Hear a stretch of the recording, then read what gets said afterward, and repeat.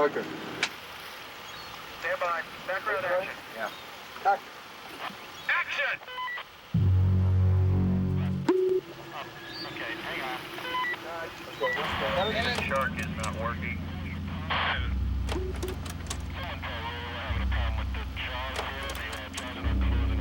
We need you. The shark is not working. Anybody see Roy? The shark is not working.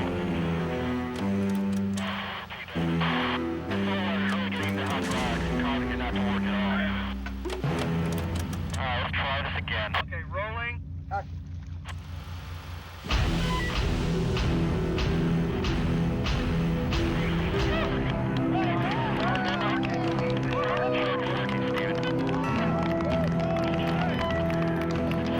Joe here. The boat is sinking. 3 decades after the release of what many consider to be the original summer blockbuster, stories of the hardships experienced during the filming of Jaws are the stuff of Hollywood legend. It filled me up with stories that I could dine out on for 35 years. If I wanted to, I could just hold back any but the stories from Jaws. Through accounts like Carl Gottlieb's The Jaws Log and numerous television documentaries, multitudes of movie buffs are familiar with those famous tales of the shark not working.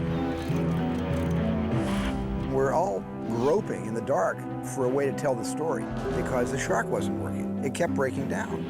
It is as if God created the devil and gave him jaws. Jaws, one of Hollywood's little movies that couldn't, emerged as a record-shattering box office juggernaut, then an Oscar contender, and today stands as a critically acclaimed, enduring classic that after all this time shows no sign of losing its bite. What we are dealing with here is a perfect engine, an eating machine. Michael, did you hear your father? Out of the water now! You open the beaches on the 4th of July, it's like ringing the dinner bell. This shark, swallow you whole. My heart was beating so fast. I didn't know as an adult I could get that scared anymore. One thing, it's a real thing, not a monster from outer space. Sharks are real. The film sparked a pop cultural obsession with sharks and heightened public awareness of real-life shark attacks. And though numerous copycat pictures have come and gone, Jaws still remains that singular cinematic experience that keeps bathers close to the shore. The movie itself is what first put the terror into me. Every time you felt a bit of seaweed brush your foot, you would have been thinking about it. But I still get a little nervous in water, being like, is there a shark in here? Not only did it impact the way movies are made and marketed, but it maintains a legacy kept alive by legions of fans, artists, and even successful filmmakers who cite this picture as a defining life experience, helping to make them who they are today. Anyone who's around my age, who's in this movie business, always kind of cites Jaws as like the first movie that made them want to get into movies. It's therefore no wonder that after 30 years, the shark is indeed still working.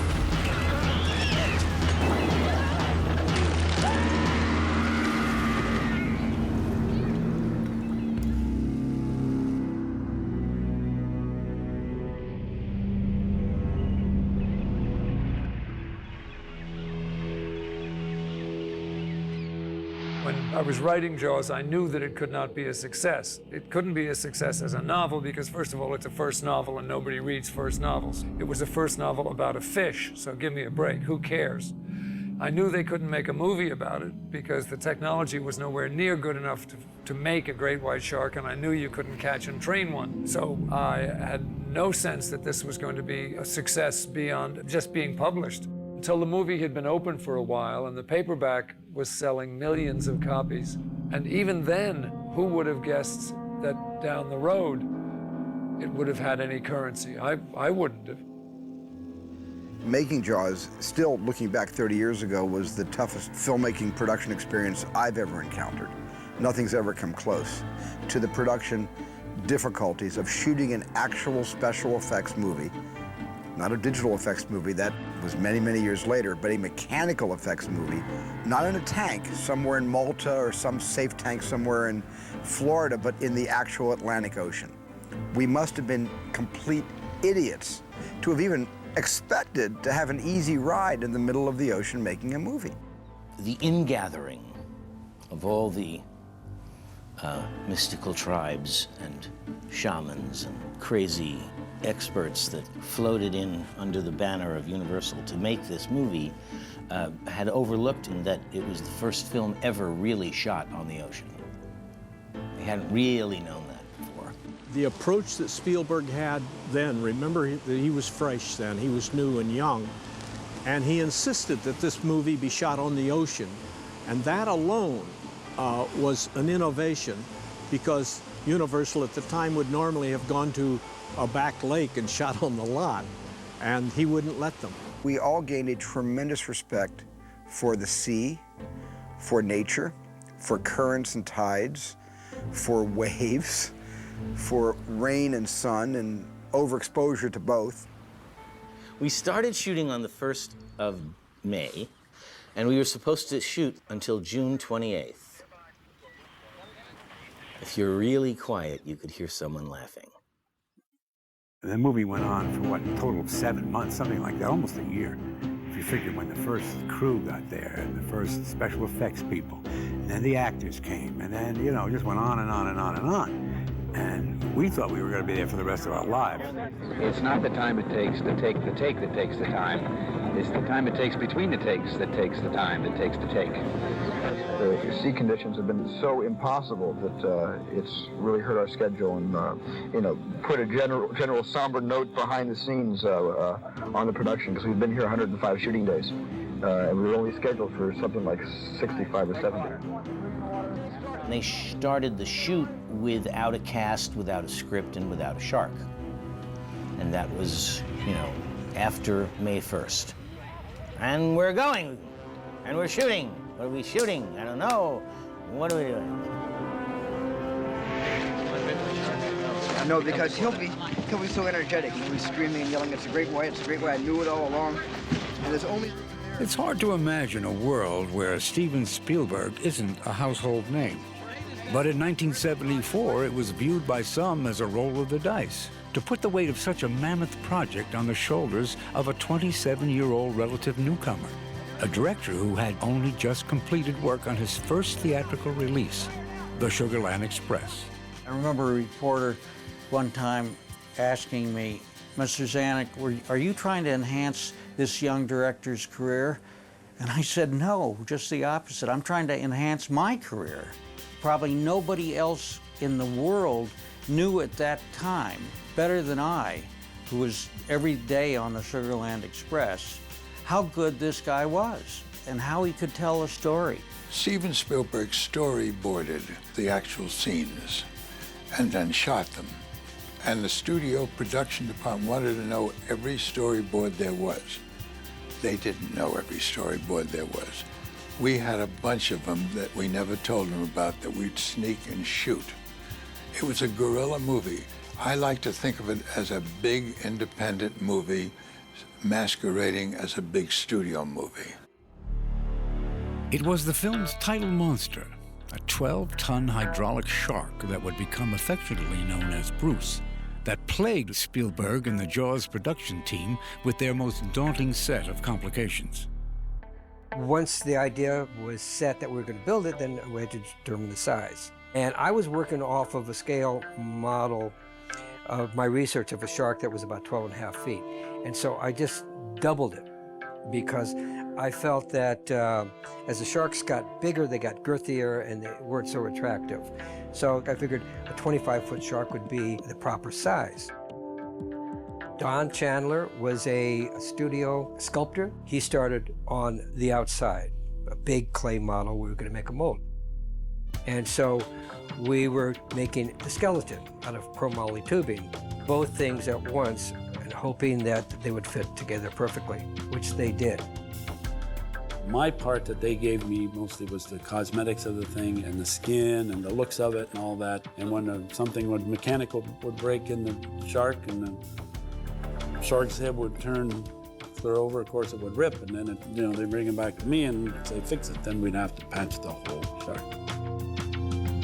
Veteran effects supervisor Bob Matty, who had created the famous squid from Disney's 20,000 Leagues Under the Sea, was mastermind of the shark's mechanical workings. Bob Matty, my mentor, is the greatest guy in the world. He loved what he did. I just fell in right behind Bob. He was like my hero. There was never, ever a down day. I mean, he was pretty much tireless, and he always looked at the upside. It was a good thing, too, as Matty and his team promptly discovered that Jaws would produce technical challenges unlike any movie previously attempted by Hollywood. The condition of the shark was the ultimate story. The shark didn't work. What do you do when your lead actor, which is this 12-ton marvel, is recalcitrant? Well, like any recalcitrant actor, you shoot around him or her. Not that a recalcitrant shark was always to blame for setbacks during the shoot. For a Hollywood film crew with little or no maritime experience, finding their sea legs didn't always come easily. It didn't take long for one thing to become perfectly clear. Making Jaws, whether by land or sea or foam, would be no day at the beach. We were starting to shoot all of the land scenes and running out of them very quickly. And Carl Gottlieb and Roy, David and Dick, the producers, Steven, myself, and Verna Fields and her son would meet every day at Steven's bungalow and try to make sense of the next day's work or the days after. With no shark to shoot and an ever-inflating budget, they made the very most of these meetings. The logistical setbacks allowed Spielberg and his actors to become a little repertory company, free to invent and improvise. The thing I remember most is Steven, obviously, allowing the actors to ad-lib, because a lot of this was ad-lib. You want to get drunk and fool around, they eat coffee, I mean, all these dead doll's eyes. That's my favorite. I think that's one of the things that was so extraordinary.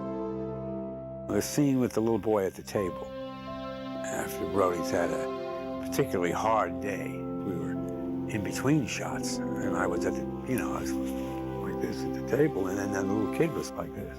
We started with our hands underneath our chin. Then he'd do this, and I'd do that. And I went, and he went. And he made a monster face, and I kind of went like that. And I went out to the kitchen in the house. I said to Steven, come here, watch this. And I went through all the motions, and the little guy went, copied right after me. He said, okay, and he brought the camera in, and we did that scene.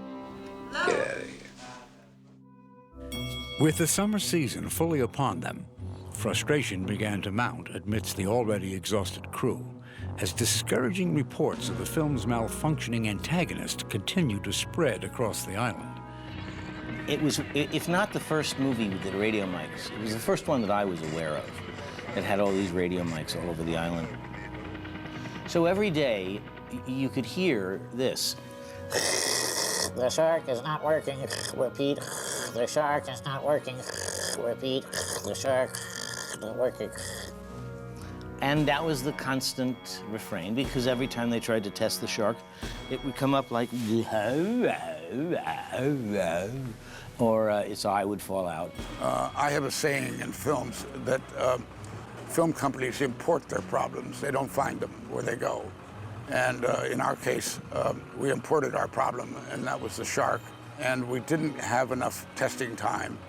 And on Bob Matty's behalf, if we had given him the 15 weeks that it took to work the bugs out of the shark, it would have worked on cue. We were pioneers, and that's the best word I can think of, because nobody had ever taken on the Atlantic Ocean in small boats. No one had ever worked with a mechanical shark of the sophistication of ours. We struggled like mad, but The end justified the means. Then one day you heard this. The shark is working. Repeat. The shark is working. Repeat. The shark. What you see in the finished picture is practically every frame of usable footage of the shark. And down. Strip it off. One more time. Shark comes up, bites at the mast, snaps 2 or 3 times, shaking the head, but always working his way into the mast. Okay, start it. Okay, Roy, action. Bring it in, bring it in. And the last shot, before we all went back to Long Beach for another month of shooting in California, was going to be the shot of the shark blowing up. And we were rigging the shark to blow up and blow scrib and all kinds of stuff up into the air. And they were loading it. And finally the sun went down and I'm shooting high speed. And I said, Steven, they're not ready and I can't shoot high speed. Steven said, you shoot it in the morning. Steven went to the airport, got on the airplane. He was already packed and left the island. He was ready to go. I said, goodbye, I'm going back to LA. And I got into a motorboat and sped back to the mainland. Steven and I were on a flight back to LA, and I said, so how was the last shot? You know, they blow up He said, they're doing it right now. I said, they're doing it right now, why aren't you there? He goes, and I said, Steven? He said something like, well, he got word, he knew that they were gonna throw him in, so he decided to just skip out and not do the last shot. Not do the last blowing up shot. Yeah, not do that one. Which became, by the way, a tradition of Steven's. He never would do the last shot of his movies because he thought the crew was always gonna do something. And he probably was right. Had I been on his crew, I would have. But it's become a tradition that Steven never shoots his last shot. One day, I'm gonna use this information.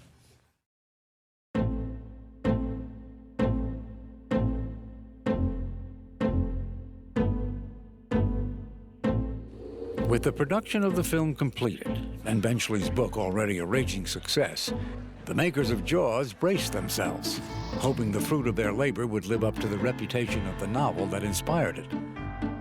Little did they realize that their fish story was about to change the face of Hollywood.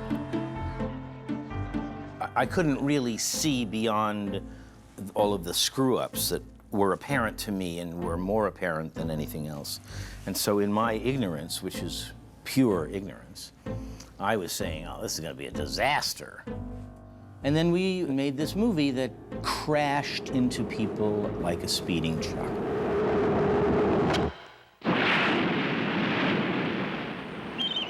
The book had become a bestseller while we were shooting the picture, but still no one had any thought or even dared to think that it would become what it became. Part of it is that it was overambitious for the budget, that the technology was not there, that they had to, use parts of their brain that, that you don't normally have to unless you're in desperate mode. And when an artist is pushed like that, amazing one-of-a-kind things happen. That's what happened in Jaws. It was just an extraordinary, a perfect creative storm. Who knew? Who knew? But it's like all of these phenomenons, they just happen. If you planned it, it would never be a phenomenon. Roy Scheider, Robert The film's groundbreaking ad campaign was highly instrumental in its initial box office success. I think Jaws affected filmmaking in a lot of ways. I think that's when they first started using television to really advertise movies, so it made this huge opening and everybody went out to see it. And the anticipation was unbelievable. Unbelievable. No one had ever anticipated a movie much like that I remember. I mean, it really did create this sensation around the planet of, all right, here it comes. There is a creature alive today who has survived millions of years of evolution. Underscoring the TV spots and theatrical trailers for Jaws was the familiar but ominous voice talent of character actor and voice artist Percy Rodriguez. They had an idea of doing a very high, horrifying delivery, which I disagreed with. And we discussed it, and finally they came around to the idea that I had in mind, that we would do it at a more level, devastating presentation, rather than trying to ride over this terrifying visual that they had. I felt that I should go underneath it and let the visual sell. It is as if God created the devil and gave him Jaws. The level of advertising was very high-pitched, and afterward they had people afraid to go in the water for years, you know, and I like to think that I contributed to that fear. See it before you go swimming. Everyone who grew up around that period knows the voice. He was the gateway for a lot of people, you know, into the Jaws universe. He was like the weed to what would become the crack of Jaws, you know? It's just like you had to get through Percy and Percy's dulcet tones that drew you into that movie and then got you hooked in a big, bad way. Once Jaws premiered, it demonstrated just how hooked moviegoers were and marked a decisive turning point at the box office. The buzz generated by advanced screenings demanded that it become the first movie ever to be released in over 400 theaters. And it could have been even more.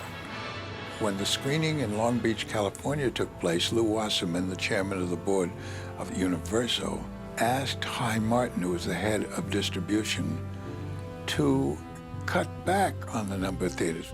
Hy said, we've set a record. We've got 600 theaters. Ever since the Dallas preview, I cannot stop the phone from ringing. And Lew said, cut it in half. And everybody was kind of stunned. Cut it in half. Why? He said, I want people in Palm Springs, California, to have to come to Los Angeles to see the movie. I don't think we thought that we were releasing a, quote, event movie. We thought we had a very successful movie. We thought they should be waiting to see it. My colleague Lew Wasserman always thought that the best advertising was people standing in line. Lew said, I wanted this to be something that you couldn't get into. He wasn't interested in just taking the weekend. He wanted to take the summer, and we took the summer. When you opened in 400 theaters, it was different. You could play all summer, and if you looked at the grosses were constant. Smoking loge is sold out, seats downstairs in the first 7 rows only. When the movie was out for like weeks and months, I would still be going to the movies, not to see a new movie, but to see Jaws again. And, you know, one for Jaws, and they'd look at you like, again? You know, it's like, dude, just give me the ticket, you know? They began to see that the film could become an event and a marketing phenomenon. Of course, nowadays, it's the marketing of a film is more important than the film itself. And I think we can attribute a lot of that to the success of Jaws. It happened to work on a very mainstream level, on a mass audience level, but the movie itself was so incredibly solid and beyond solid, just exceptional from end to end, that when people throw together their summer movies and the eye candy stuff, they just tend to forget that that movie was a lot more than just eye candy. Although it is credited with having started the syndrome of summer blockbusters and mindless movies and all that stuff, the fact is that Jaws, and I think many critics will agree, was a fine movie of that genre, which was very rare. Jaws, only The Exorcist, could be compared with Jaws. A stunningly effective thriller sending shivers of terror down the spine. The most perfectly constructed horror story of our times. As terrifying an adventure as has ever been put on the screen. Wonderful movie making from start to finish, destined to become a classic. Given its monstrous success and critical acclaim, Jaws was roundly expected to receive the lion's share of Oscar nominations for that year, including Best Director for Steven Spielberg. But unfortunately, those high expectations came up short. And Mello. Oh, I didn't get it. I didn't get it. I wasn't nominated. I got beaten out by Fellini. Jaws did get the nomination for Best Picture. Well, it's about time. I have something to say. But it was in light of this that some in the industry thought it scandalous that Steven would be overlooked for Best Director. Who made the picture? Somebody's mother? The director. This man made Jaws. Are you kidding? Who's kidding who around here? It's the biggest disappointment for me of the whole Oscars. I thought Steven did a brilliant job directing Jaws, and I have no idea what happened. It's the one thing that I cannot comprehend yet in my head, how a Best Picture can be nominated, and yet the director, who was basically responsible for it, does not get the nomination.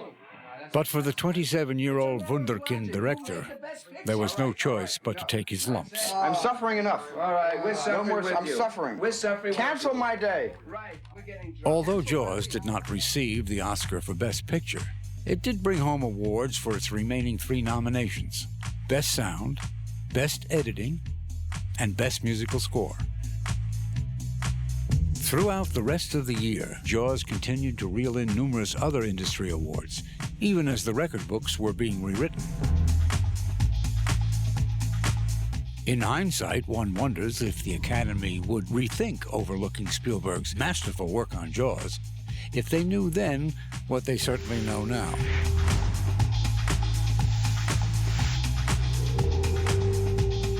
Of course, a much-decorated career still lay ahead for Steven. A now legendary career that encompasses perhaps the most popular and diverse body of work ever created by an individual director, making Steven Spielberg one of the most influential figures in the entire film industry. And it was all jump-started by Jaws.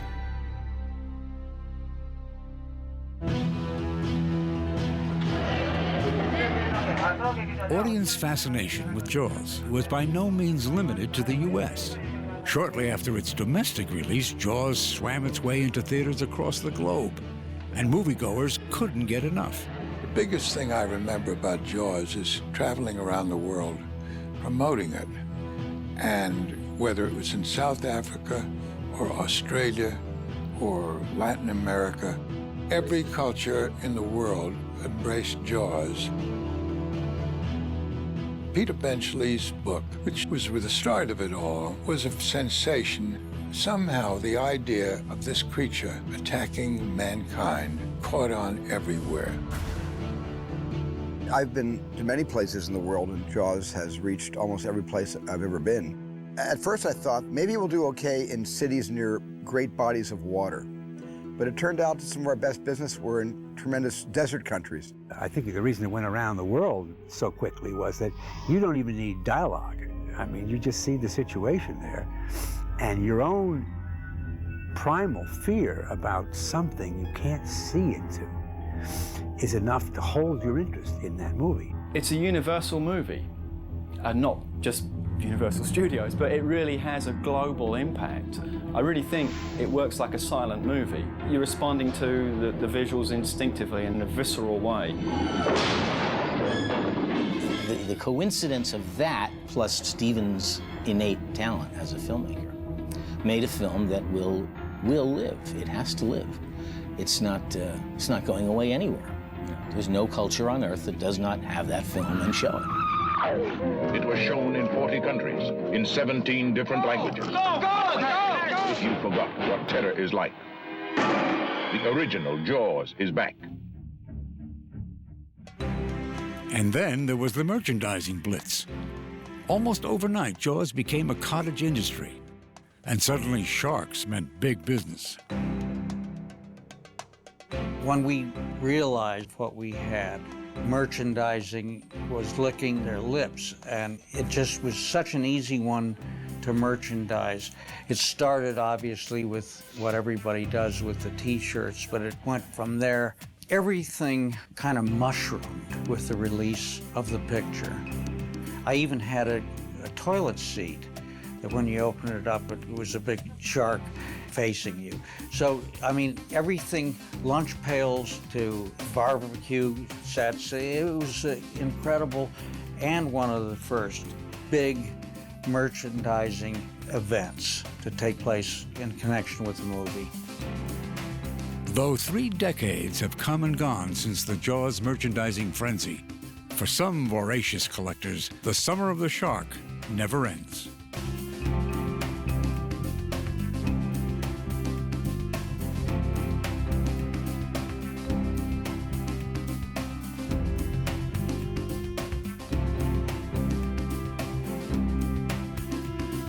In recent years, the picture's enduring popularity has seen a resurgence of Jaws-related paraphernalia, from children's toys to high-end collectibles to video games.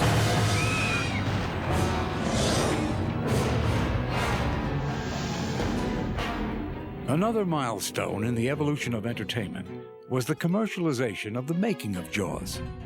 Though commonplace today, capitalizing on a picture's behind-the-scenes accounts was rarely, if ever, seen in the mid-70s.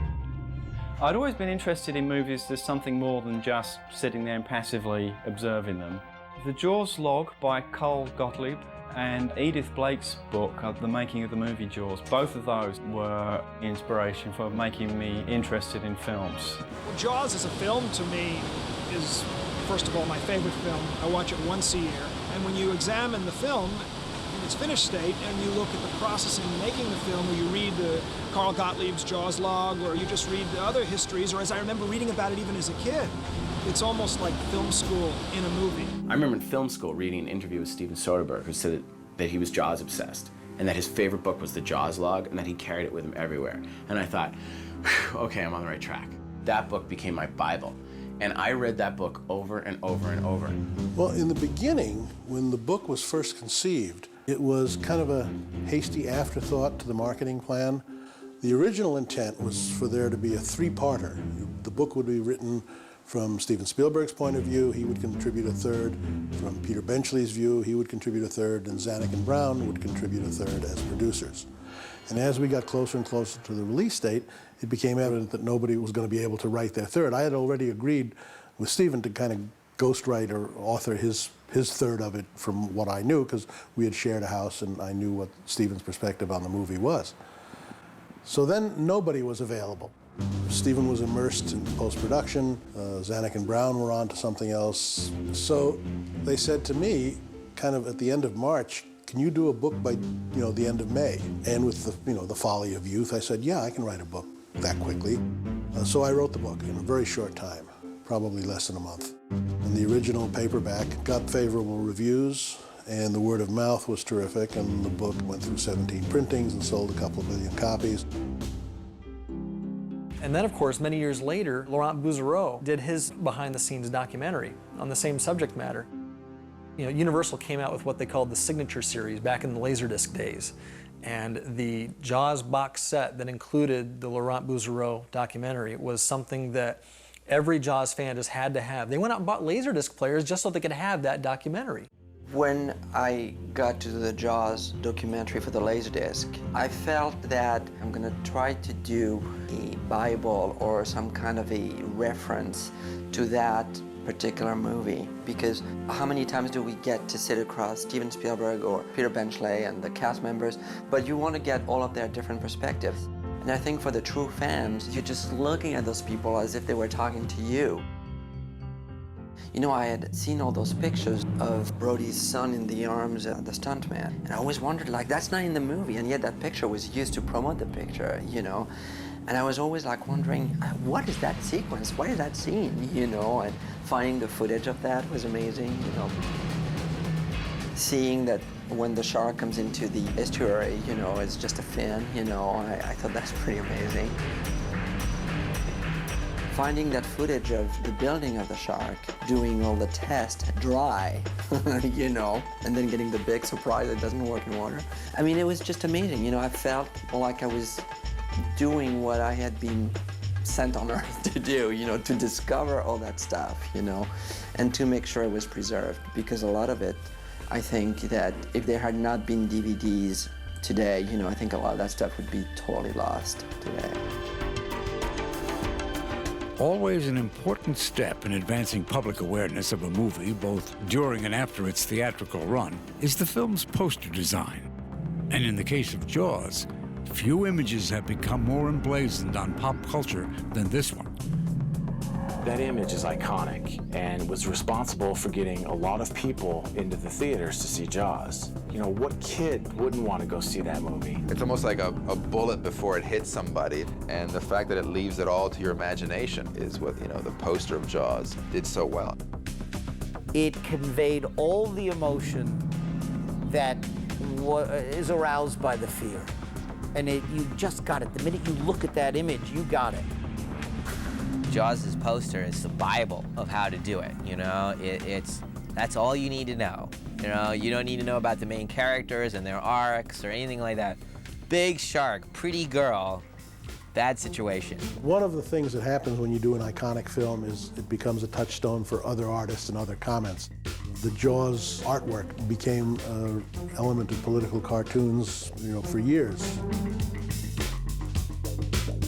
In fact, the shark and swimmer were used to represent virtually every issue in the political spectrum.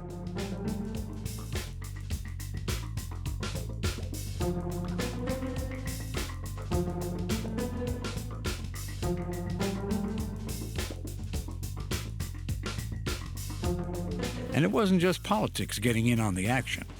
Over the years, even up to this day, the Jaws motif has served as fodder for a variety of more offbeat applications.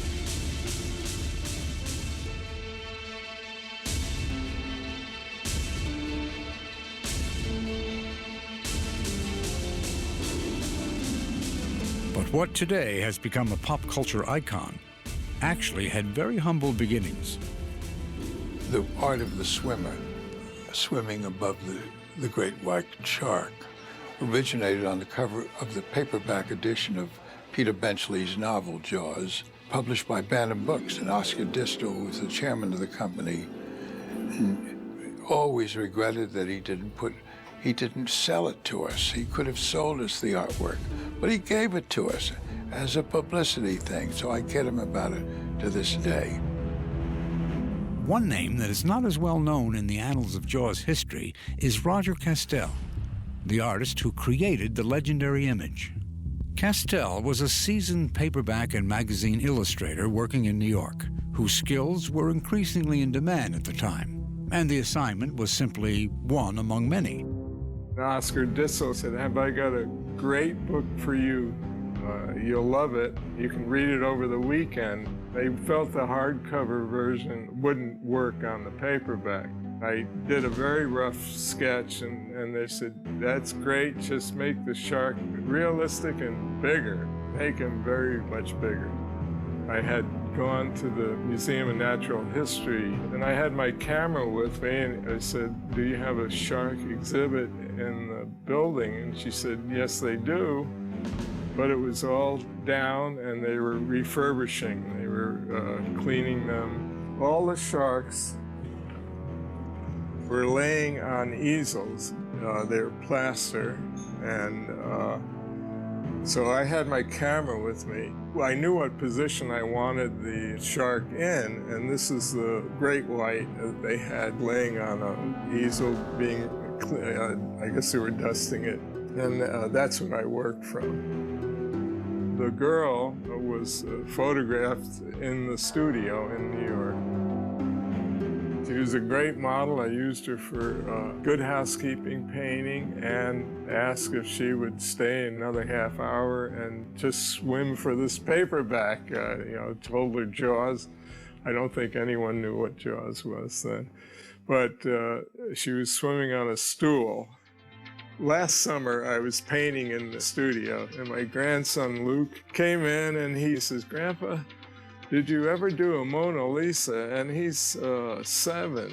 That really threw me. And I thought, and I said, "I don't think I've done the Mona Lisa, Luke." And he said, "Well, the shark will just have to be your Mona Lisa."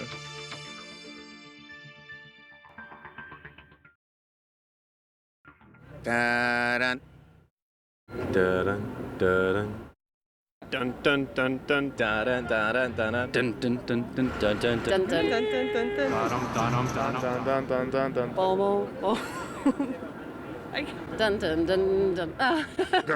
No. Did I say that right? Dun dun dun dun Dun, dun, dun, dun, dun, dun. The theme song, Jaws, that's the first expression that comes to my mind. It just sticks in there, you know what I mean?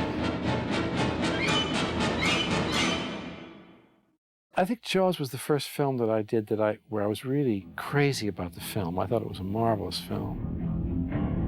So I remember the first day I played, Steven said, what do we do for the shark? And I just played an octave E on the piano and then E and then F and repeated them and accelerated them and so on.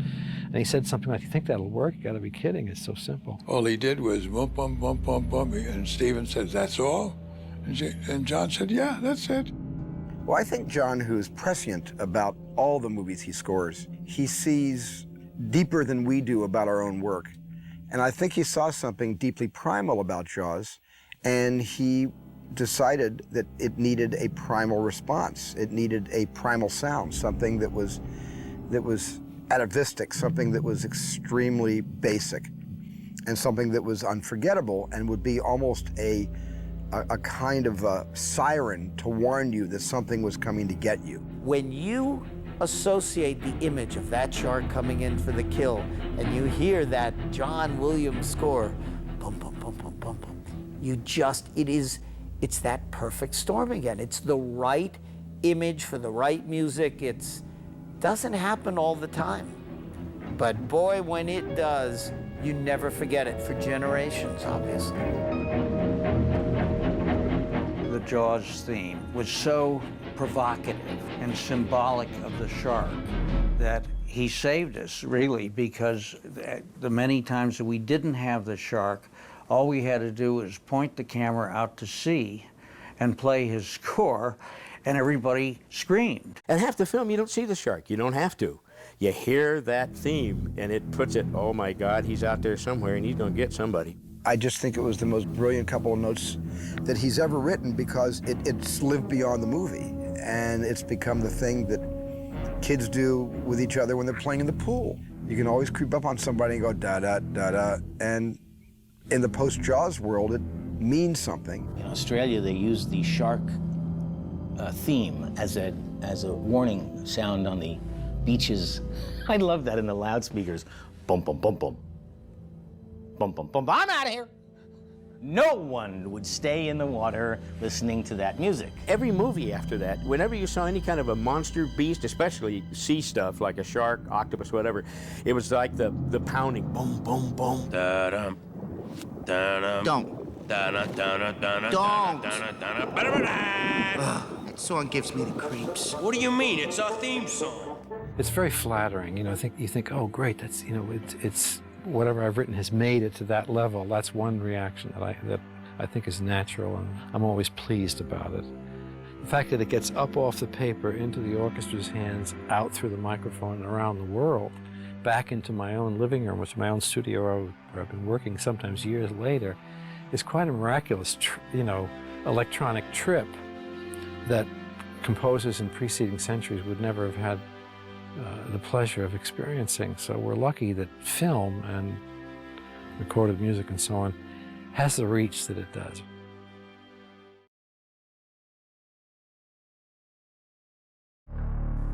While the digital effects revolution, which took hold in the early 90s, promised to offer filmmakers tremendous creative freedom, the legacy of Jaws reminds us that being unable to show everything you want really can be a blessing in disguise. We complained about the shark not being able to perform because it couldn't. It was never ready. That was what saved us. That was the artistry of the film. If Jaws never existed, except in the year 2005, I would have had the digital tools to have much more of the shark in the movie.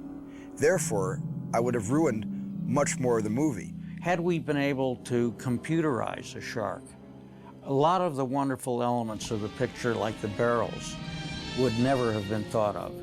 That was an idea that came during the production, and out of frustration of not having the shark, we didn't have anything else to shoot. In the very first scene, with the girl being pulled back and forth, this shark was supposed to be there in the picture at that time. We only showed it later because we didn't have it earlier. They began Jaws in the opening scene by not seeing the shark, and I think it was more terrifying. Not seeing something, I really believe, is more terrifying, because visually you're all right with it. But if your imagination runs wild, then it can be anything.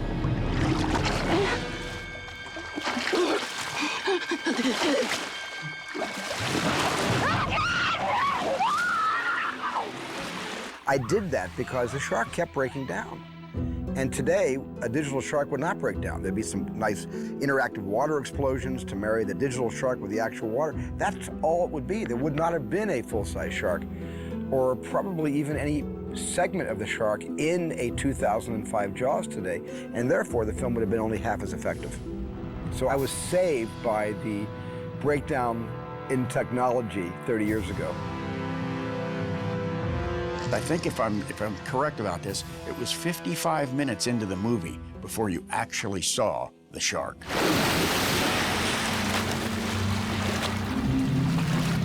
One of the things that makes the picture more believable is that you can't do many things with that shark.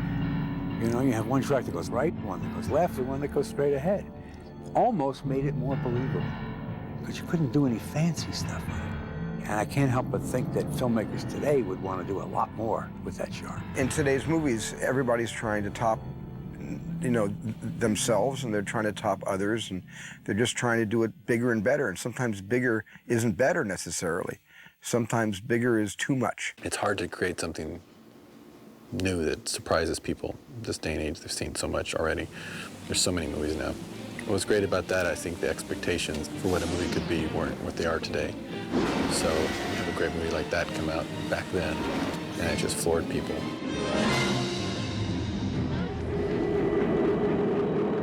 I cannot tell you how many people have come to me and said, because of Jaws, I will not go in the water to this day. It is staggering. Come on in the water! Take it easy, take it easy. I mean, Jaws essentially did for swimming what the movie Psycho did for showering in motel rooms. The shower scene in Psycho, where women especially weren't taking showers, I didn't go in the ocean after Jaws. I was at the beach one day, and a woman came over to me, and she had her little child in hand. He was about 5 years old, and he was crying. And she said, "Are you Steven Spielberg?" And I said, "Yes, I am." And she began screaming at me with a very thick New York accent, you tell him it's safe to go out there. You tell him it's safe to go out there. Look at him, look what you've done to him." And this kid was crying his eyes out, you know. And I said, "What happened?" She said, "My husband showed him Jaws, and now look, he won't go into the water. You tell him it's okay, you tell him it's all make-believe." And she gave me such a piece of her mind. I sat the boy down, I looked him in the eye, and I couldn't lie to him. It is dangerous out there. I couldn't just say to him, yes, go out there, go out beyond the waves, you know? It's all psychological. You yell barracuda. Everybody says, huh? What? You yell shark. We've got a panic on our hands on the 4th of July.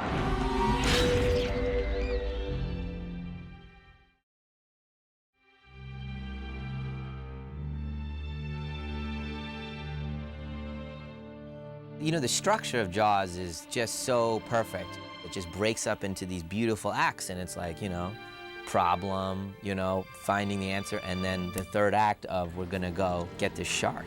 It's such a beautiful mythological structure. Is this monster about things in them? I got no spit.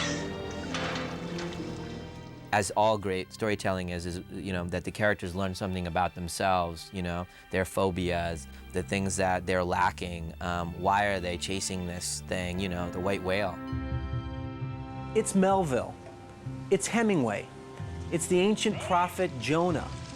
These are the mythological parallels that bubble up from below the surface in Jaws that make it a timeless classic, that make it last long, long after the technological aspects of the film are old hat. It's a very classic, you know, hero's journey kind of a story if you subscribe to the myth-making nature of screenwriting. It has all the ingredients that are not culturally specific to a generation's views. It's not Depression America, it's not Vietnam America. It's a little timeless island with only the human values of, you know, fear or jealousy or heroism or shark obsession. Part of what succeeds about Jaws is the simplicity of the way the story was told, and the fact it's 3 men in a boat. When you come right down to it, you know, 3 survivors who all have problems with each other. You got city hands, Mr. Hooper. Been counting money all your life. All right. Hey, I don't need this. I don't need this working class hero crap. They have huge personal issues with each other, but those are all cast aside as they have to become partners in order to help each other live and get through the experience. And the shark becomes less important than those three characters. And I have to give Peter Benchley total credit for that. That was in the book. The characters in Jaws are composites, all of them are. I, in Jaws, am two people. I am Hooper from the environmental point of view. I am the guy who says he doesn't want to hurt you, he just wants to eat you. On the other hand, I'm also the character of Brody in that every book I've written has been an everyman kind of book, of what if. What would happen if a normal Joe gets himself into a position that is way beyond his capacity to handle it? And here's Brody, who doesn't swim, who's never been in the ocean in his life, who's a retired New York City policeman, who's out in the boondocks, and suddenly he's cast into having to be a seaman. This is ridiculous. After watching a stumble bum like Brody, save his neck by just doing what almost anybody would do in a situation. You get a gun, you get out of the boat, you try to save yourself, you get up on the mast, you shoot the thing, you do what you have to do. So much so that you feel like you have done it. Everybody sitting in the audience did it, because I certainly did not show any courageous aspect of myself up to that point. And the characters drive you so forward that by the time the shark is, flapping its mouth, jumping onto the boat, all you can think of is, Quint, get your feet away from its mouth. Just get it away. Stab it, get it away. Oh, no. Ah, shit. Ah. You've got the family unit in the first half of the film, the Brodies, very, very personable family that you just, right away you love them when they wake up in the morning and you're there with them. They're in the yard, not too far from the car. How's that? Like you're from New York. I always said that the characters in the movie would just reminded me of, relatives. That's how I felt I knew them. He had such a great handle on depicting suburban, middle-class, everyday American life. And what he put up there was almost documentary-like. I mean, it was just so real. One of the things that Jaws did that I wish movies still did more of is invade a community and use actual locals in the movie. It brings the movie to life in such a real way. Islander Lee Fierro, who portrayed the grieving mother of doomed Alex Kintner, still lives on the Vineyard today. Her now infamous confrontation scene with Chief Martin Brody has become a favorite sequence among Jaws fans. Chief Brody? Yes? It's been accurately recorded that she had to slap the chief many, many times in order to get just the right take. Little did she know then that her slapping days had just begun. How many times have I been asked to slap somebody? I've never counted them, and so I can't tell you, but it happens a lot, and it is mostly young men. I do it to please the fans, but last year I decided that is it. I've slapped my last slap. Meeting Steve Spielberg was a wonderful memory. He asked me if I could improvise, and I said, yes, I can. And so we did. Shari Rhodes, the casting director, and I improvised the beach scene. But I had simply been told, keep my son out of the water, so that's what I was doing. And Steve stopped me and said, Lee, you gotta let him go in the water or we don't have a movie. They had a raft that was cut in half, and they take my raft away, and they put this half a raft over this. It was like that round that they filled up with blood and all this stuff. He goes, now lie on the half a raft on top of this, and it's gonna blow up. When it blows up, go underwater and stay under there as long as you can.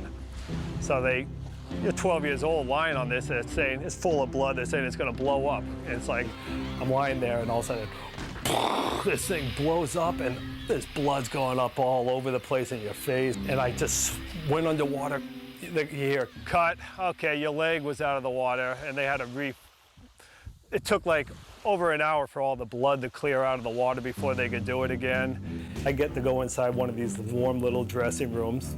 My friends were all freezing cold outside, but I screwed up, so I get to go stay warm. And after about 4 times of doing this, they finally said, no, we're gonna try this a different way. And if you notice in the movie, I go up and down. It's like, because these guys in the wetsuits they grabbed me and they were pulling me under, lifting me up, and then they pulled me under and gave me their air. And that's how they finally did it. They gave up on, you know, a 12-year-old kid trying to do it on his own. For the insert shot needed of Bruce biting down on little Alex, the dangers of interacting with a multi-ton mechanical shark required that Jeffrey be replaced with a stunt double. In this case, a common store mannequin, and a female one at that. It was to be one of the very last shots done on the Vineyard. Steven Spielberg had already departed the island, and filming was left in the capable hands of Joe Alce and the second unit. In true Jaws fashion, the scene proved extremely difficult to coordinate. But in the end, the shot would provide audiences with the now famous frightening first glimpse of Bruce.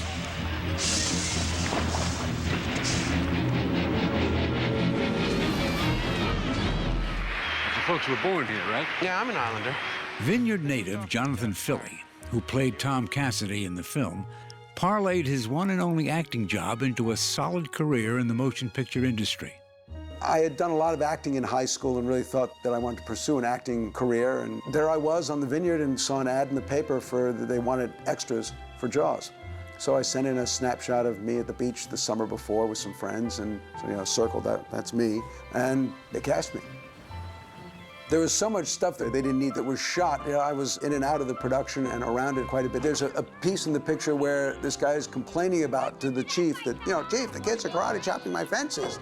But, you know, of course, they didn't need the actual coverage of the kids karate chopping fences.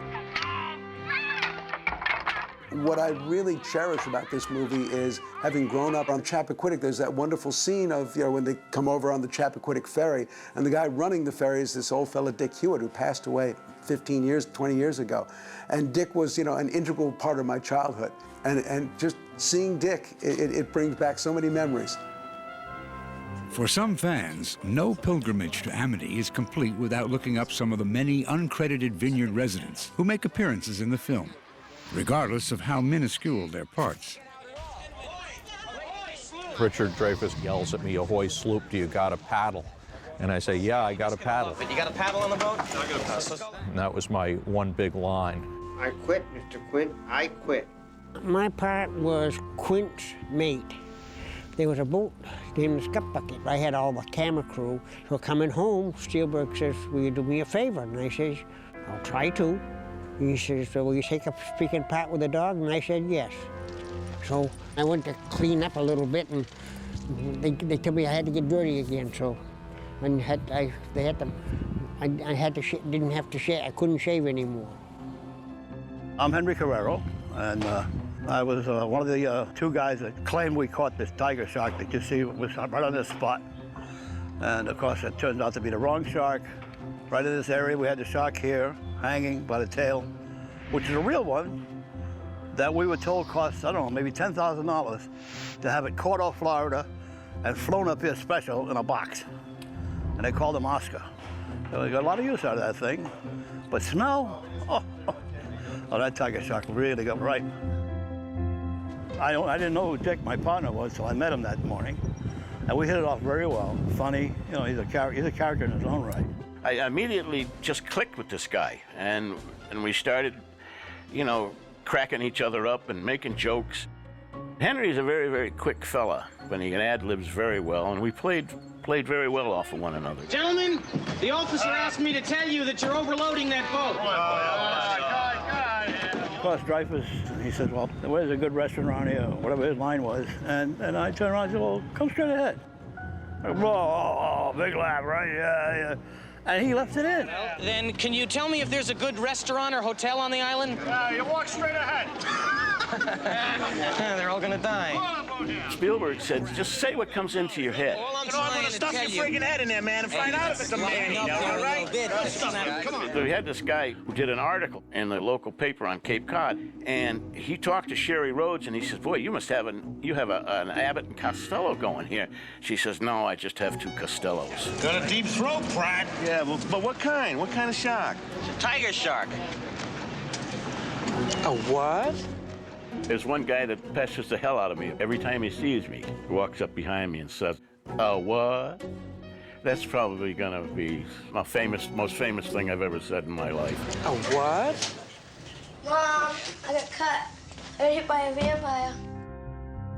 Then 12-year-old Chris Rebello, who played Chief Brody's elder son, Michael, remained on the Vineyard until his untimely passing from a heart attack in the year 2000.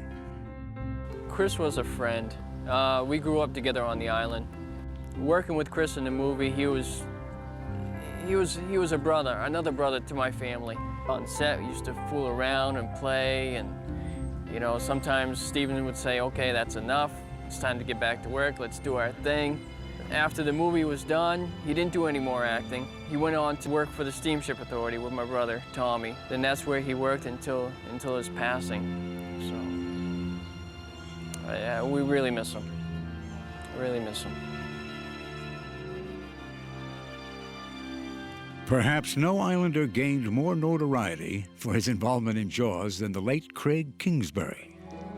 Craig's gruff and blustery demeanor had made him a local legend in his own right, and his portrayal of fisherman Ben Gardner a favorite among Jaws fans. They advertised for some person who was a fisherman, a local, who could help Robert Shaw with his accent. Robert was a refined British actor until he met my father, and then my father told him stories about this island and the people who live here, and unfortunately, I think Robert Shaw believed them. He fell hook, line, and sinker, and so he began to repeat them, and he was interviewed on the air telling these totally outrageous stories about the local community. You've got rich people here. There's a lot of skeletons in the cupboard here, you know. There's more incest going on in Martha's Vineyard than probably any state in the United States. Oh, yes. And they were mostly lies, which is what my father was best at. They'll wish their fathers had never met their mothers when they start taking their bottoms off. My mother, when I took her to see the movie in Boston, we came out of the theater and she said, that's Spielberg, he is a genius. Finally, somebody has found a use for your father's empty head. Of course, Craig's most memorable scene did involve his head, but not the rest of him. In fact, it didn't even take place at the Vineyard. 3,000 miles away in Van Nuys, California, Spielberg resourcefully created that most shocking moment as an insert shot, and he used little more than a foam life cast of Kingsbury and a swimming pool. Steven had just come from the answer print with Verna at Universal and had signed off on it. And here we were on that very eve doing an extra shot that we were going to try to get in the next day. That scene had already been shot, but it wasn't done to shock the audience. And so I went to Verna Field, my film editor's swimming pool, borrowed a pool, because I didn't have one.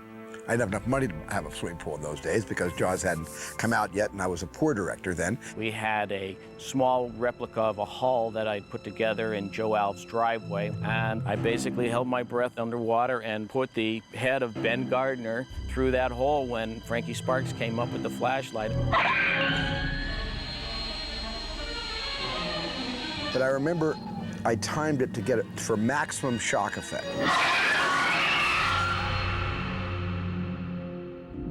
This is the pool where Steven Spielberg filmed the Ben Gardner sequence. Very and that famous. was done right here. Scary, scary moment. What was the most satisfying edit you did in Jaws? The most satisfying edit, I have to say, was the face coming out of the boat, because when I went to that preview and that audience just went 6 feet off their seats and let out this incredible scream, that was really satisfying. When we found this place, it was still full of her reels just sitting there, but it was amazing treasure to find. These are some footlockers that we found at the house. These came back from Martha's Vineyard, from the shoot there, and you can see Verna Field's editorial Jaws on the cover of this one. And inside, there's several film reels of Verna's work still kept in these boxes here. This is full of different films that she made. Yeah, she had set up her editing facility here and edited all of her films in this building right here. It's kind of cool that this humble, simple room is where one of the greatest movies ever was put together. What are we looking for? Well, we're looking for a nice place to show that Quint refuses to slow down the boat.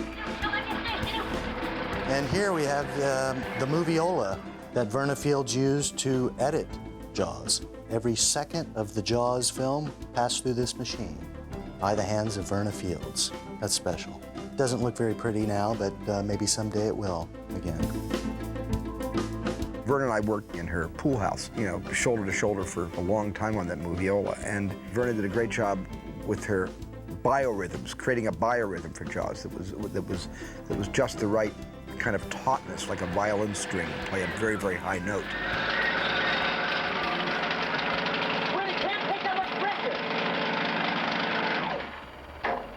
That's the spot, Steve.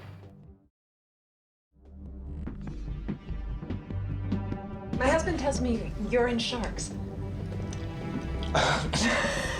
Excuse me. Well, yes, I've never heard it quite put that way, but yes, I am. I love sharks. Yeah, I love them. I love them. I think the fascination with sharks comes from many things. One, they are the last surviving predator that poses a genuine threat to man in an environment in which he chooses to go. E.O. Wilson said, "We don't just fear our predators, we are transfixed by them, prone to weave stories and fables, because fascination breeds preparedness, and preparedness survival. In a deeply tribal sense," he said, "we love our monsters." I believe that worldwide, young children, all male children at least, have a fascination with either sharks or dinosaurs. And in my case, I was able to grow up around here in Nantucket where sharks were in proliferation, so I was able to fix my fascination on sharks. One couple whose fixed fascination led to their preeminence in the field of great white shark research was husband and wife team Ron and Valerie Taylor of Australia. Their combined experience throughout the 60s and 70s documenting these elusive animals made them the perfect fit for the Jaws creative team. They were commissioned to shoot live shark footage for the picture's climactic cage sequence. The assignment would prove to be almost as harrowing as anything in the film itself. I told them that there's a problem because our sharks, on average, are only about 13 feet in length, and yet your mechanical shark is 26 feet in length. And they said, well, there's no problem. We'll send you a small man and small cages. We built a scaled-down cage, and we tried a dummy, and that didn't work. So we found a small person that said that they could scuba dive. Carl wasn't an experienced diver, so we gave him an introduction to diving just down on the waterfront and took him out to Dangerous Reef. And when he saw his first great white shark, he was terrified. But to give him his credit, Carl actually did get into the cage with these great big, dangerous-looking great white sharks swimming around. Dangerous-looking because we had put a lot of bait in the water to attract them to our cages. Joe Alves came into my office one day with his hand behind his back, and he said, "Bill, we've screwed up." And he held up the tanks that had been miniaturized. He said, "The little guy only has 8 minutes of air." What we were not thinking is that a small person still sucks up as much air as a large person, and the tanks were very small. So immediately when he sort of panicked, he sucked up all the air out of the tank. Carl was very reluctant. He was afraid, very afraid.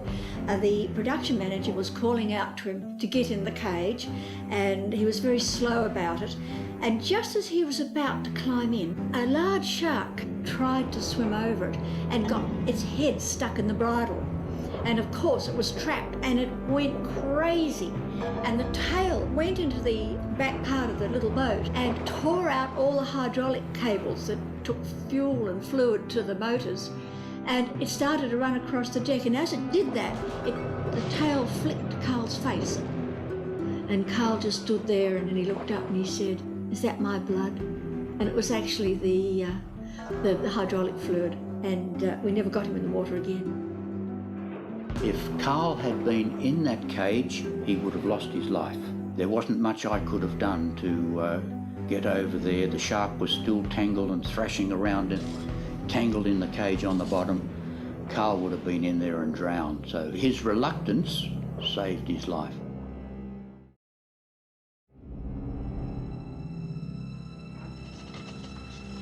$1,100 men went into the water. Vessel went down in 12 minutes. Didn't see the first shark for about half an hour. Tiger. A very little credited writer who made the biggest breakthrough on Jaws, which was a writer named Howard Sackler, whose idea it was to give Quint the Indianapolis speech. Even though it was John Milius who wrote the speech. I mean, Howard Sackler wrote like 2 paragraphs this big. John Milius wrote a 9-page monologue for Quint to say. And then when Robert Shaw, who himself was a writer of The Man in the Glass Booth, read Milius' 10-page, he says, I can't go on for 10, 15 minutes just talking. Let me have a crack at it. Shaw took the speech and himself edited it down to 5 pages. And that was the whole evolution of how that speech was told. But it did come from the mind of Howard Sackler, who remembered the actual Indianapolis incident and suggested that Quint, that become a Rosetta Stone for Quint's entire character. Stephen thought, oh my God, that's the whole impetus, that's the whole spine of Quint. He's not really just crazy, but he has a case out for these sharks. You know, by the end of that first dawn, lost 100 men. I don't know how many sharks, maybe 1,000. I don't know how many men, they average 6 an hour. The SS Indianapolis was top secret when Peter wrote the book. So it wasn't in it. He would have used it, I think. And then before the making of the film, it had been unclassified and Steven used it. The world learned of the USS Indianapolis through Jaws, and it was a perfectly accurate depiction so far as I know. Peter's domestic housekeeper called him the day after the movie opened, and she said that she wasn't coming into work the next day. And when he said why, she said, my son was on the SS Indianapolis and I never knew how he died until now. Well, he'd been bitten in half below the waist. The U.S. naval cruiser, which delivered the atomic bomb used on Hiroshima, completed her mission, but was then sunk by a Japanese submarine. Out of her complement of 1,196 sailors and Marines, an estimated 300 died upon impact, and the rest spent 5 days in shark-infested waters before they were finally rescued. Only 317 survived. Anyway, we delivered the bomb. Robert was a pretty Promethean character, truly bigger than life. A man who intimidated me, who scared me, who exhilarated me, and I liked him and I hated him, and he had my number. You know, he could get me, and he always did. He really thought Dreyfuss needed a slapping down. A young punk with no stage experience. He made me doubt that I could do things I knew I could do. Like one day he said, You couldn't dive off the top of the Orca. Yes, I can. No, you couldn't. Can do.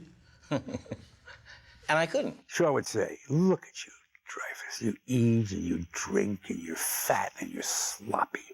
Your age, it's criminal. Now, you couldn't even do 10 good push-ups. He'd say, I can do 20. And Shaw would say, you can do 20 good push-ups? He said, okay, Roy, you're the referee. Tomorrow morning, we're going to see if Dreyfuss can do 20 good. As soon as Shaw left, I said, Dreyfuss, you know how many people can do 20 good push-ups? You are not one of them. Couldn't do it. He psyched me. And because he psyched me, I was always like on guard. But I also really worshipped him as Robert Shaw. He was a grand artist as an actor. He was a wonderful writer. I think in those years I was very much appreciative of those things. And had circumstances been different, we might have worked together again. Farewell and adieu to you fair Spanish ladies. Farewell and adieu, you ladies of Spain. On August 28, 1978, at the age of 51, Robert Shaw died from a heart attack. But his legacy lives on. His now mythic portrayal of Quint continues to be remembered by celebrities. Well, let it do, my wee Spanish lady. And fans alike.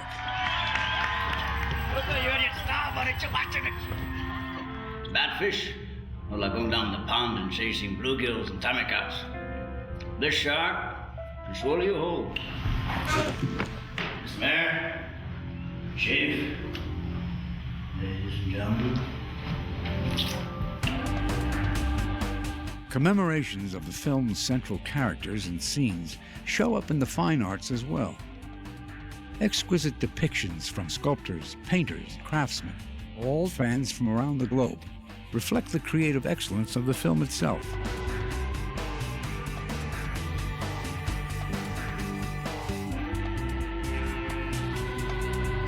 I have a tremendous appreciation for fans of Jaws that understand it even better than I do, that have spent more time with it.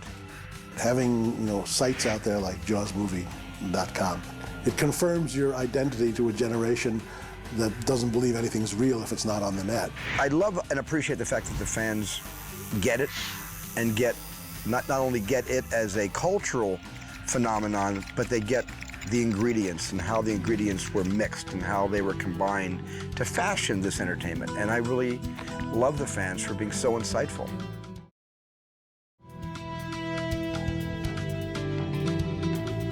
At this time, I'd like to present the key to the town of Amity to Mr. Peter Benchley.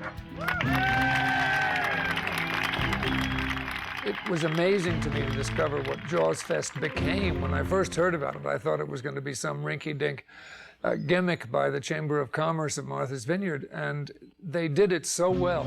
It brought, I guess 2,000-3,000 people from all over the world. I was enormously impressed. This is the first time we've all been standing together, and that includes the making of the movie 30 years ago. There was no wrap party.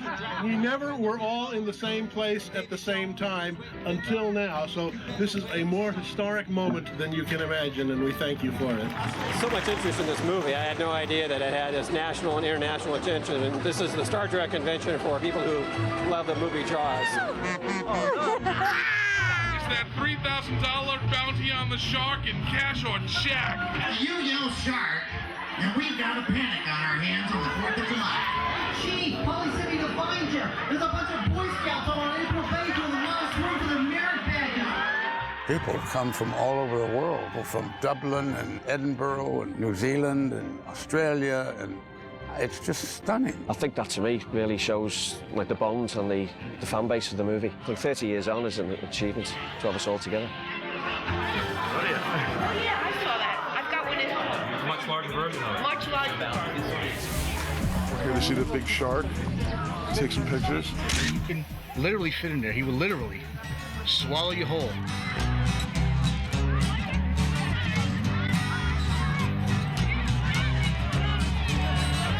Do you know the Muffin Man? Well, say hello. I mean, being called the Muffin Man, I haven't been called that for years, you know? Ladies and gentlemen, the cast of Jaws. This is the first time I saw Jaws on the wide screen in 26 years. The audience, of course, was so into it. I mean, what a great way to set up watching the film. You've got the ferry going by behind the screen. Salt air is filling your lungs. To see about 3,000 people sitting there watching the giant screen, it was the Jaws version of the Rocky Horror Picture Show.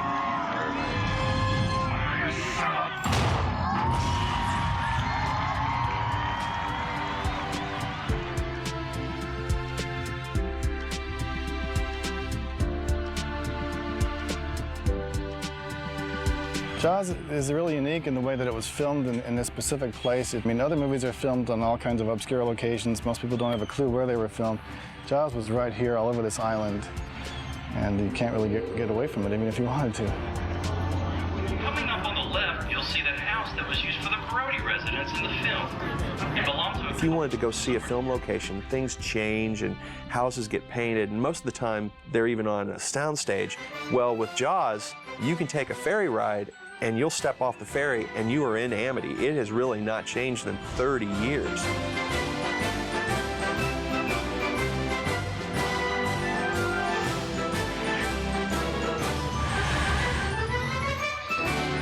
I do know that people come here on a regular basis. Jaws questions are probably some of the top questions we get in our visitor information centers.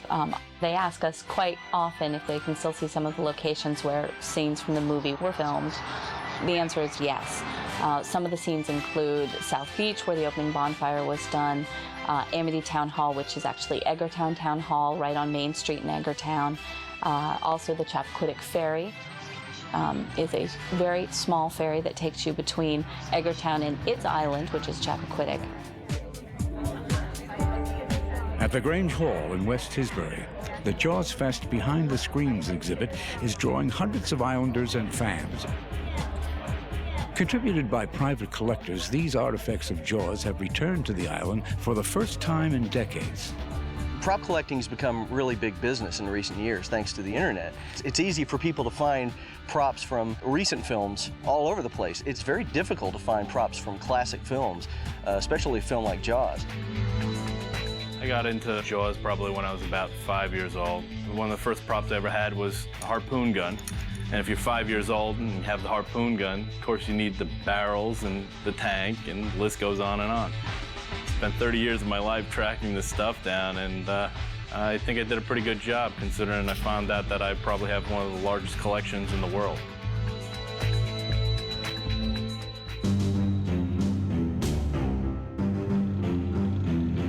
And whatever happened to the ultimate Jaws prop? Quint's trusty fishing boat, the Orca, which served as a floating set for nearly 4 months of shooting at sea. Well, I had a good souvenir. I had the Orca for a while. I had the Orca shipped back to Universal Studios. We put it on the tour in the back lot, and every once in a while I go up my little electric cart and I'd visit the Orca by myself, look around, make sure no tourists around, nobody could see me, and I would just sit inside the pilot house, or I would sit in one of the cabins, or I'd walk down those few steps to where all the life jackets were just hanging, dripping when the boat began to sink. And I would just kind of reminisce and kind of give thanks to that movie sort of launched my career. But I would go there alone and spend time on it and didn't tell anybody. Then one day I went for about 6 months later, went for another journey back in time, down memory lane. The boat was gone. And I called up the head of the back lot and I said, "What happened to the Orca?" He said, "Well, it was just rotting there, so we took an axe and took a couple of chainsaws and we cut it up for timber and we shipped it out." And I went nuts. I feel very bad about all the things I said to that poor man who took my phone call, but I was just beside myself that they had destroyed this piece of wood, originally called the Warlock, by the way. It was a real boat called the Warlock, and we painted that over. That's a weird omen, and called it the Orca. And the fact that the boat was no longer in existence, it had died, you know. And it was just the strangest feeling for me. But in a way, it was good for me because it cut the umbilical cord that was joining me to some of my worst memories about filming that movie. And it kind of freed me when they broke the boat into many pieces. But I did recover both twin screws. I got the propeller blades back, and I got the pilot wheel.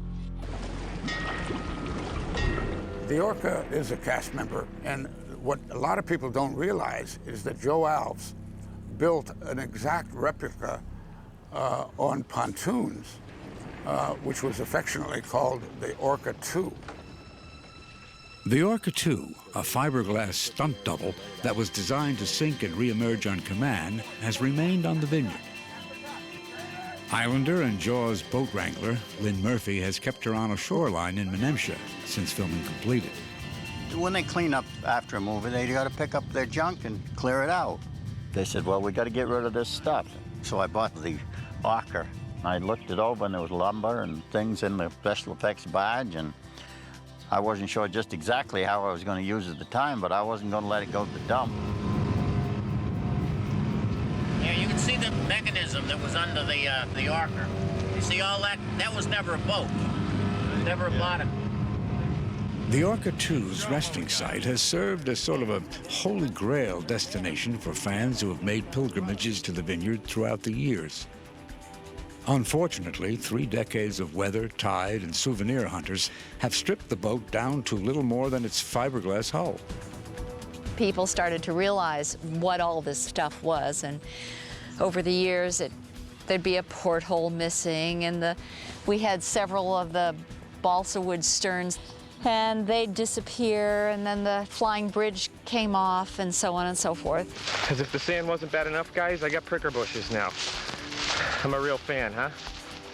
Trespassing is forbidden, and the marshy terrain surrounding it is quite hazardous.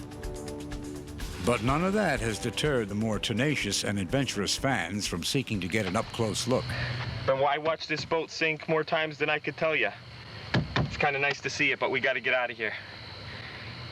This is private property. Explain what we're doing here. I am one of 3 complete idiots out here freezing all the night looking for the Orca II.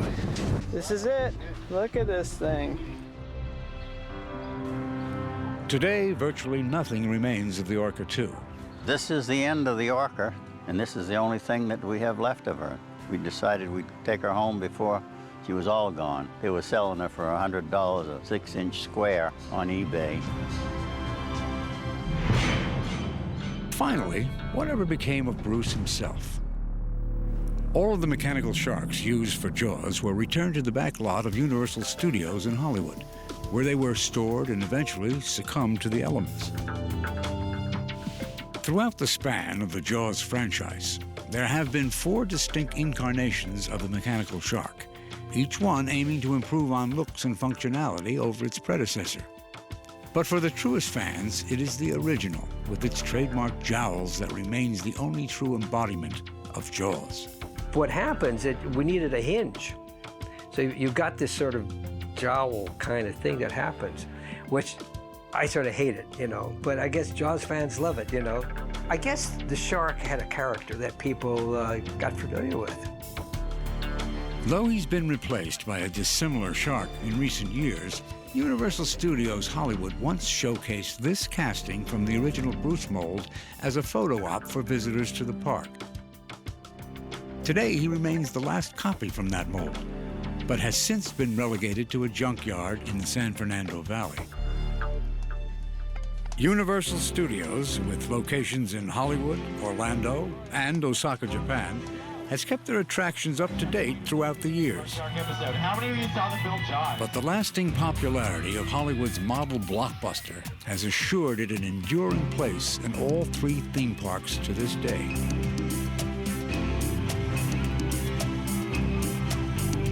Our shark, which has been here since the mid-70s, works a heck of a lot better than the shark in the movie ever worked. But the reason I think it rates so highly still to this day is because Steven was so good at using the camera as the shark, so 40 minutes into the movie when you finally see the shark, you're so terrified of it. And I think that's still in people's minds when they come here and ride this attraction. They're terrified of the shark before they ever see it.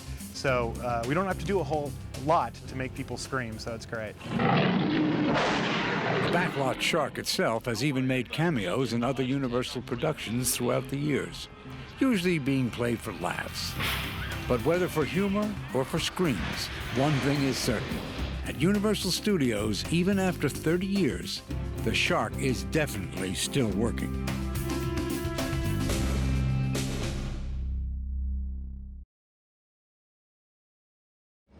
For a brief moment in time, life seemed to imitate art, as the waters of Martha's Vineyard once again hosted the presence of a great white.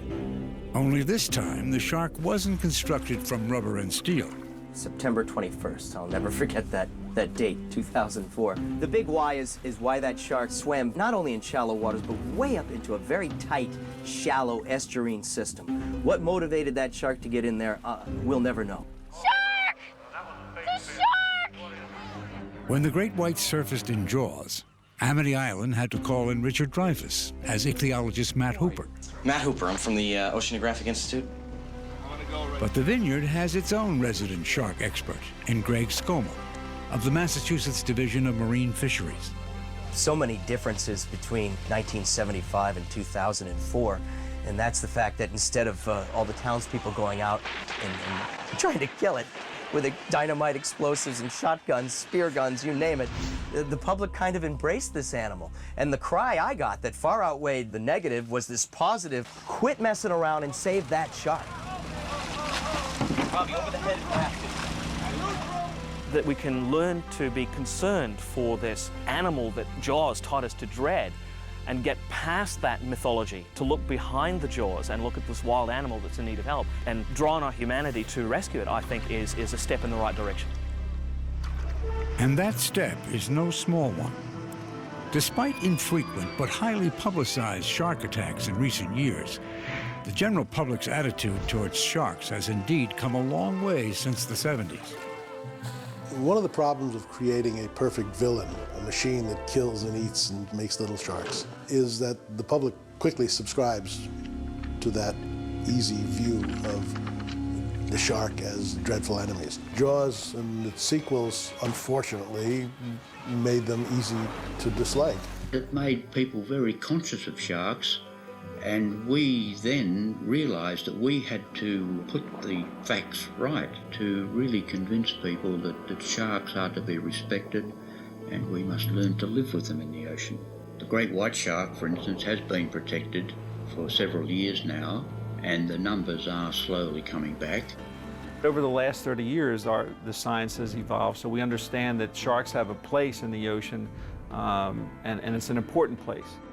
Environmental groups like Environmental Defense, the New England Aquarium, and others with whom I work have found that the association with Jaws draws people to at least listen to what I have to say.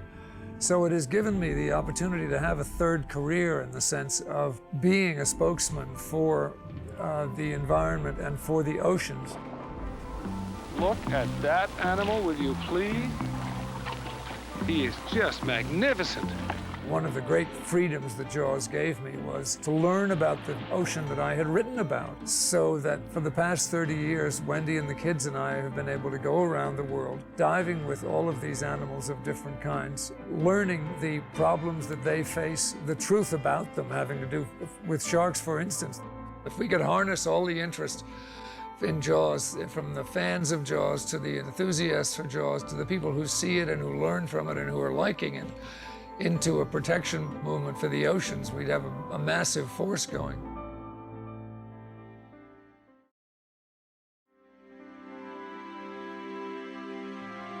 The gilt-edged bite of Jaws on so many of today's pop culture artisans speaks powerfully to the stamina of this single film.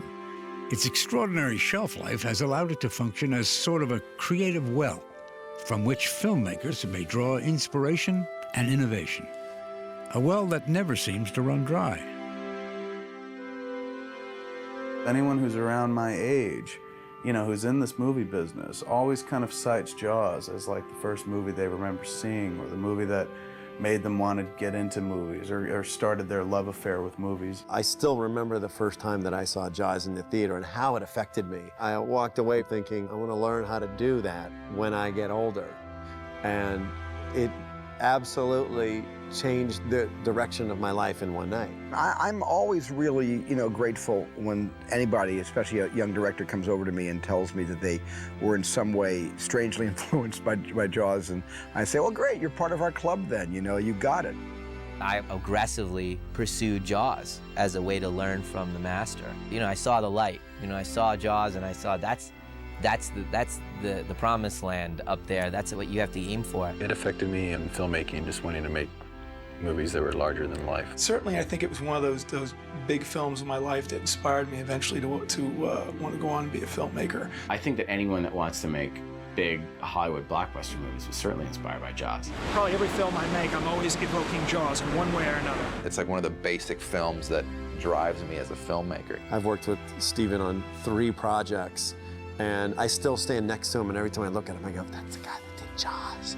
That's the reason why I'm here. I hope the picture has inspired a lot of filmmakers. I mean, that's another added benefit to this whole miraculous event. The hardest thing in the film business is not so much to do something that's usually successful. Harder than that is to create something that has longevity.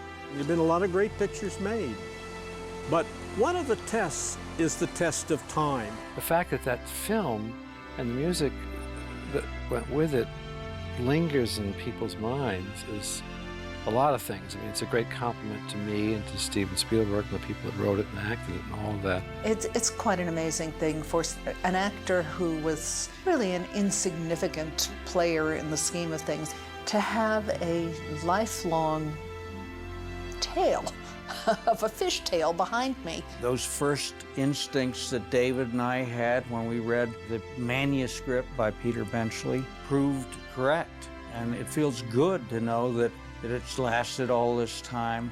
Almost every week or month, somebody who knows that I was connected with the production will tell me where they were.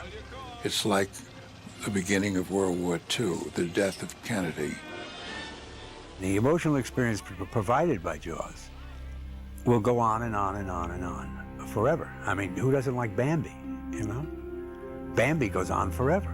Snow White goes on forever. Jaws goes on forever.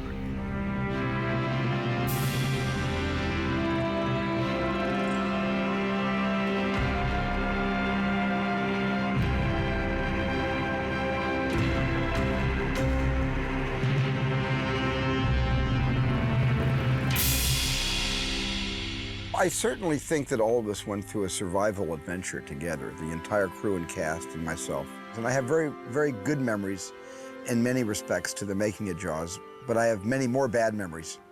Memories that still haunt my nightmares, still wake me up sweating. But the bottom line is I'm grateful because I went through a kind of baptism of water. And I came out of it not only alive, which was my main goal in getting through Jaws, was to come out of it in one piece, but I came out of it with a career.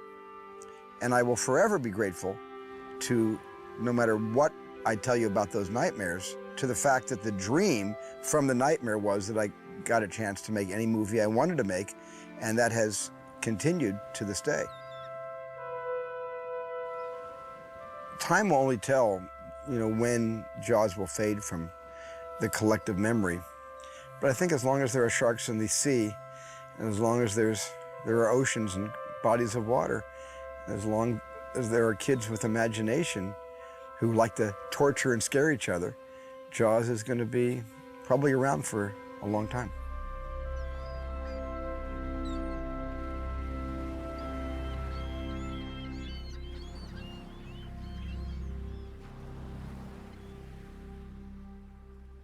Show me the way to go home.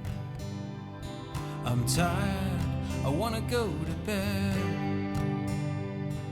I had a little drink about an hour ago, and it's gone right to my head. Wherever I may roam,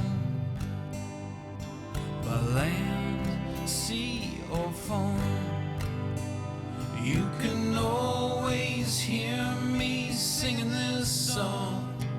Show me the way to go home. Show me the way to go home. I'm tired, I wanna go to bed. I had a little drink about an hour ago, and it's gone right to my head. Wherever I may roam, by land, sea, or foam, you can always hear me singing this song. Show me the way to go home. So show me the way to go home. I'm tired and I wanna go to bed. I had a little drink about an hour ago, and it's gone right to my head. Wherever I may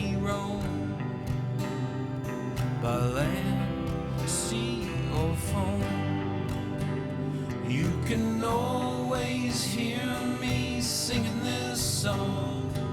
Show me the way to go home.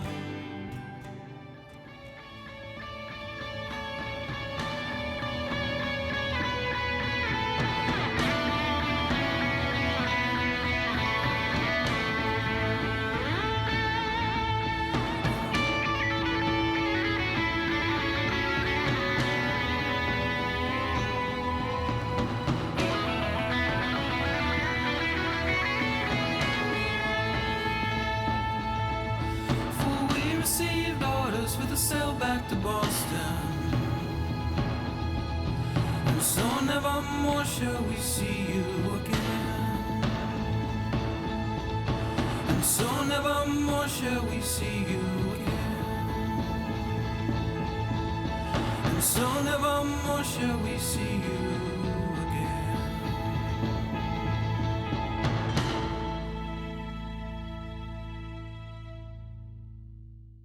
The shark is working. Repeat, the shark is still working. Repeat, the shark is still working.